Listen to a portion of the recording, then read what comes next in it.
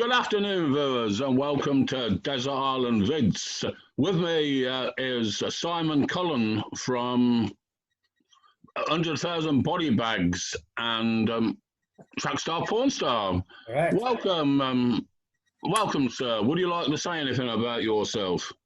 Not madly, to be honest. I'm the drummer in both of those bands. I'm Welsh, as you can probably tell by my accent. What can I say? Old man, punk rocker. You've been. I know we met about 10 years ago with 100,000 Bodybags. Yeah, stuff. Probably around then, wasn't it? Yeah. Good. Yeah. What was you doing before that? You involved in doing music and stuff? How long have? I've been playing drums since I was like 15, which was mid 80s, something like that. 100,000 Bodybags formed in 1990, I think. Okay. Around then.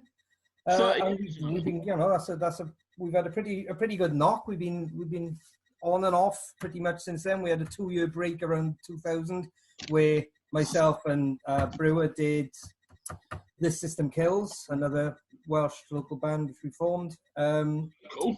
And then we branched out from Bodybags a bit and started Trackstar Pornstar, because Bodybags had taken we started when Bodybags first come together, it was almost like hardcore punk. It was like, you've probably heard the We Got a Problem and those sorts of songs. But as we went on, as we got older, the writing changed. We got a bit mellower. The music's got a bit more tune and melody in it. And we wanted to do something a bit sort of noisier again. So we started Trackstar Pornstar just to try and slam out some of the old school punk stuff. Excellent. Shall we have your first song? Yeah, okay. So the first song, please. So the first song is a band from Swansea who have gigged with us extensively. They're on the same label as us, the Swansea label called Death Monkey Records. It's a band called World versus World. They're a heavily political band, really, cleverly written lyrics. This is a song called Bohemian Groove, which is pretty much my favorite song that they do. They've got a couple of albums out. You can check them out online. You can check them out on Bandcamp, all the rest of it. So this is World versus World and Bohemian Groove. Excellent stuff. And folks, watchers, listeners, you can watch that video after the interview. That'll be posted below this video. So thank you on that one. Yeah. Because you're from the Welsh Valleys, that's right? That's right, yeah. I live in Pontypridd. I'm originally from a place called Newtradiga, which is right at the arse end of one of the valleys, the middle of nowhere. Well, it's the classic coal mining town. Coal mining industry left after Thatcher smashed it all up in the 80s. So there's very little there apart from, drug addicts and corner shops, really. It's that sort of place. Okay. It's a lovely place. It's a little community, but there's just nothing there for anybody. Anybody who lives there commutes down into Cardiff to work. So, they've got no industry, no real thing of their own going on. It's just pubs and people with nothing really much to do. Well, talking about pubs, I've played in a couple of really good ones around your way, I think. I don't know how far away they are. Yeah. The Duke in Neath, which I thought was a brilliant little venue. Yeah, the Duke is one of my favourite places to play. It's a brilliant venue. Tony Grunt, the guy who runs it, is an old school metalhead. He's a really cool dude. He puts on, good bands. He puts on comedy nights. It's a great little venue, really sort of dark, dingy, classic, old sort of 90s punk venue, really. Everything's black. They only sell cans behind the bar. Place. It's a fantastic venue, yeah. And the other place is the Doll's House, which is cool. Yeah, another one of my favourite venues around here is in Abertillery. 2 of my friends actually run the Doll's House. One of my other friends is the bar manager there, a guy called Craig Rees, who's in a band called Red Light Syndrome, who are another great local band. Doll's House have been putting gigs on. They used to run the Slugfest festival, which was just madness and chaos and drunkenness and face paint and howled and oh my god, it was if you've never played Slugfest and they ever put another one on, I will get Activistas on there and write some matter if they want to. And it's such a superb venue. I don't think they're doing them anymore, but the Doll's House, like you say, you want to come down and play some gigs in Wales again, that'll be one of the places that they'll book us on maybe a Saturday night in the Dolls. They'd love it. Fantastic. We first met in Stoke, I think. A Punk Famous 2 day we did with Fungal Punk. That's right. Yeah, yes, that's right. There was quite an influx of Welsh bands. We all came up. We come up in the. So we came up with Dead Radio. Yeah. So half of Dead Radio now are in Trackstar Pornstar. Okay. So that's what happened, because we toured so often with Dead Radio. We just decided two of Bodybags members, let's form a new band. We did a lot of gigs with Dead Radio at that point. Who were the other band that came up? Was it Trigger McToopshoot? Yeah. Gunties. I think it was the Gunties came up as well. Yep. That was a mad old weekend. That was a crazy weekend, wasn't it? We had lots of fun. Oh, it was superb, yeah. That's the first time I met Dave Fungalpunk as well. But I don't think, I think we annoyed him a little bit, because our guitarist is a bit of a fuss ass, and Brewer and myself were there for the full weekend, but the Bodybags guitarist only turned up on the Sunday, and then wanted to go home and didn't want to lend his amp to the band afterwards. Right. And I think Dave was relying on us lending the amp, and he checked it in the car and drove off, so he was a bit miffed, I think. It happened. It happens, doesn't it? Brewer and I were still standing there going, I don't know, you can follow our amp if I had one. Follow my drums. Brilliant.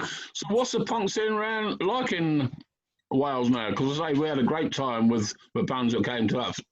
Yeah, it's great, to be honest. There's a lot of good bands. What are they called? Drunken Marksman. There's Head Noise, who are doing something, like I say, I would consider them punk, but they're doing something a lot different. There's another guy who's on the doing a lot of stuff on the local scene. He's quite a young kid, but he's in a band called, oh God, what are they called? Sparky Renegade, they're called. They're worth checking out, because they're funny. They're back to, a bit like sort of Screeching Weasel, that sort of punk, where they don't take themselves seriously. There's not really any politics, but they're funny lyrics, and he puts all the videos together himself. He puts a lot of bands on. He does a lot of stuff. He goes to other people's gigs, promotes other people's gigs, films stuff. Awesome. He's great lad. Colin McFarlane, his name is. Because there's a good, I can't remember the place we played with them, but it was a band something like Chip Shop Fire or something. What were they called? Chip Shop Fire or something. Oh, Chip Pan Fire Squad or something like that. Yeah, I do remember them. Yeah, I don't know any of the guys in there, I don't think. Right. Unless I do, and I've just inadvertently insulted them all. But yeah, they were a great band. Yeah. Well, you mentioned Head Noise, and that's one of your chosen tracks. That is one of my chosen tracks. Yeah. Okay. So hang on. I can't remember what the song is called. Let me just have a quick look. Yeah. We are professional all the way here, you know that. There's none of your DIY shit here, mate. Yeah. What am I in there? And I'd have thought earlier, actually, did you guys know there was some kind of virus on its way? Hey? Did 100,000 Bodybags know there was some kind of virus on the way? We caused it. Well, yeah, is that why a couple of you have been wearing masks for years? That's right, yeah, of course, yeah. I think the virus originated in Brewer's dreadlocks. Yeah, so this band there used to be a punk band called Bankrupt Pug, who we toured with a lot, and then they sort of split apart a little bit, and they went full electro. They've got a really 80s sound, a bit like sort of Sparks, Depeche Mode, that sort of thing. They're doing really interesting things at the moment. Again, they do all their own, they're very DIY, they do all their own videos, all their own stuff. This is a song called Dangerously Close. And again, this features the kid I was talking about earlier, Colin McFarlane, doing backing vocals. I think he directed the video for it as well. So this is Head Noise with Dangerously Close. Brilliant. That'll be up in the links below the video again. Yeah. They're a great band, well worth checking out. Again, you can get this stuff on Bandcamp. You know, they got a couple of CDs out, I think maybe 2 EPs and a full LP out worth buying. So, you know, if you like that sort of 80s groove, they're well worth checking out. Fantastic. Back to Bodybags and Trackstar Pornstar now, because I know you had a couple of singles on 100,000 Bodybags. Was it Damaged Goods? Yeah, that's right. Yeah, in the early 90s. So our first single, we sent it everywhere. I mean, you remember back in the day when getting a gig or sending stuff to a record label, we sent a cassette and a handwritten letter in an envelope. and Yeah, hoping yeah. somebody would reply. Well, we did that. I've been promoting for 35 years, and it's Yeah. like I couldn't move in my house for demo tapes and stuff at one point. It was great. Yeah. We recorded this the single up in Mono Valley, which is part of the big studio up in Monmouth. Okay, cool. It was the same desk. Apparently, we recorded "We've Got a Problem" on the same desk that Queen recorded "Bohemian Rhapsody" on. Which is Never mind. You can hear the sound. You can hear the similarity in the two sounds. And Ian from Damaged Good Records really liked it, so he put what was on 1992, I think, our first single. He put it out in 1992 as a 7-inch, and it's sold out. He printed 2,500 copies, and it's sold out within a fortnight apparently. Fantastic. He printed another 1,000 copies after that, and then I don't know what happened then. So we did a second single for him, and it kind of all went wrong. The recording was a bit spazzy. It ended up being mastered off an old C90 rather than off the original studio 2-inch tape. Okay. Then he put on a showcase gig for a couple of the bands on the label in his own pub in North London.